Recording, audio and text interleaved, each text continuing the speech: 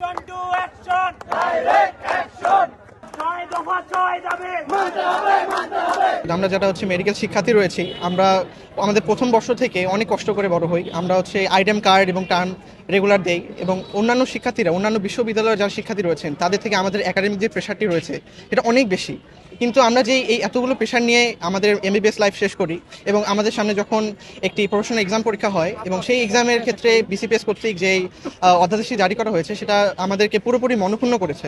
এবং আমি মনে করি যে কোনো সুস্থ বিবেকবান সম্পন্ন মানুষ এরকম একটি অধ্যাদেশ জারি করতে পারে না। কেননা আপনারা হচ্ছে শুধুমাত্র প্রথমে 1000 জনকে যদি ভাতা প্রদান করেন এবং পরবর্তী 4000 জনকে যদি ভাতা প্রদান না করেন, তাহলে সেটি পুরোপুরি অন্যায় হয় এবং পুরোপুরি এটি একটি সুস্থ বিবেকসম্পন্ন মানবিক গুণাবলী ভঙ্গন করা হয়। আমাদের আজকের দাবিগুলো খুবই যৌক্তিক এবং খুবই ক্লিয়ার যে আমাদের যৌক্তিক দাবিগুলো আপনারা মেনে নেন। আমরা আমাদের কর্মক্ষেত্রে এবং আমাদের কাজে দ্রুত ফিরতে চাই। আমরা চাই না যে আমাদের জন্য কোনো রোগীর হয়রানি হোক। আমরা আমাদের সেবা নিশ্চিত করে দিতে চাই, কিন্তু তার আগে আমাদের যে প্রবলেমগুলো আপনারা একটু শুনুন এবং আপনারা আমাদের সরকারের সামনে তুলে ধরুন যে আমরা যে কষ্টটা করছি, আমরা অন্য আর 5টা প্রফেশনের মানুষদের মতো কিন্তু মাসে মাসে বেতন ভাতা পাচ্ছি না। আমরা 6 মাস অন্তর অন্তর বেসরকারি যারা বিসিপিএস কর্তৃক এফসিপিএস ট্রেনি রয়েছে তারা 6 মাস পর পর আমরা বেতন পাচ্ছি। এবং দেখুন 6 মাস কি আমরা বসে থাকবো?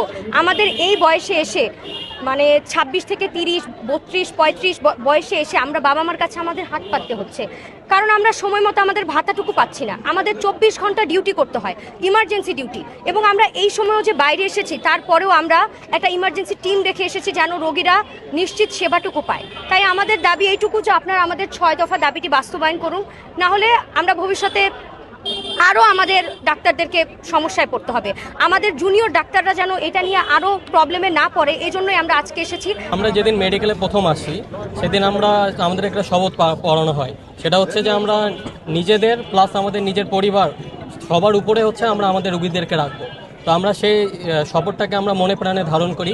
এই জন্য হচ্ছে আমরা আমাদের আসলে এই হঠাৎ করে তো আমরা এই স্ট্রাইকে চলে আসিনি। তো আমরা গত বৃহস্পতিবার থেকে প্রথমত 48 ঘন্টার আলটিমেটাম দিয়েছি, তারপরে পরবর্তীতে আবার 24 ঘন্টার আলটিমেটাম দিয়েছি, টোটাল 72 ঘন্টার আলটিমেটাম দিয়েছি, কিন্তু সরকার এখানে আমাদের কোনো কর্ণপাত করেনি, তারা কোনো আমাদের আশ্বাস দেয়নি। তো এই জন্যই আমরা যখন দেয়ালে পিঠ ঠেকে গিয়েছে তখন আসলে আমাদের কিছু করার থাকে না। আমরা বিশ্বাস করি আমাদের বর্তমান সরকারের ফার্স্ট লেডি কিন্তু তিনি একজন ডক্টর। তো আমাদের ডক্টরদের যদি কোনো সমস্যা থাকে তাহলে সরকার প্রধানই আমাদের সবচেয়ে বেশি রিয়েলাইজ করবেন যে বাংলাদেশের ডাক্তাররা কি পরিমাণ হ্যারাসমেন্ট এবং সমস্যার মধ্য দিয়ে যায়। তো আমরা এক্সপেক্ট করব আজকে আমাদের 3টার দিকে স্বাস্থ্য মন্ত্রণালয়ে আমাদের Dhaka medical college, Salimullah medical college, Suhrawardy medical college এবং ঢাকাস্থ উপস্থিত যতগুলো মেডিকেল কলেজ আছে তাদের থেকে একটা 10 জনের প্রতিনিধি দল মন্ত্রণালয়ে যে দেখা করার কথা, তাদের সাথে একটা বৈঠকে আসার কথা। এবং আমরা আশ্বাস যদি পাই যদি আমাদের এই দাবি দাবাসমূহ পালন করা হবে, আমাদের দাবি দাবাসমূহ মেনে করা হবে, এবং আমাদের দাবি দাবাসমূহ কোনো অযৌক্তিক দাবি না, আমাদের দাবি দাবাসমূহ প্রত্যেকটাই যৌক্তিক এবং মানে এই সময়ে উপযোগী হয়ে গেছে। একবার আমাদের এই দাবিগুলো বাস্তবায়ন করা সময়ের দাবি। তো আমরা আশা রাখবো আজকে 3টার দিকে যদি তারা সেখানে যায়, তারা যদি আশা করি ফলপ্রসূ কিছু নিয়ে আসবে মন্ত্রণালয় থেকে, তাহলে আমরা আমাদের কর্মবিরতি উইথড্র করে দেবো।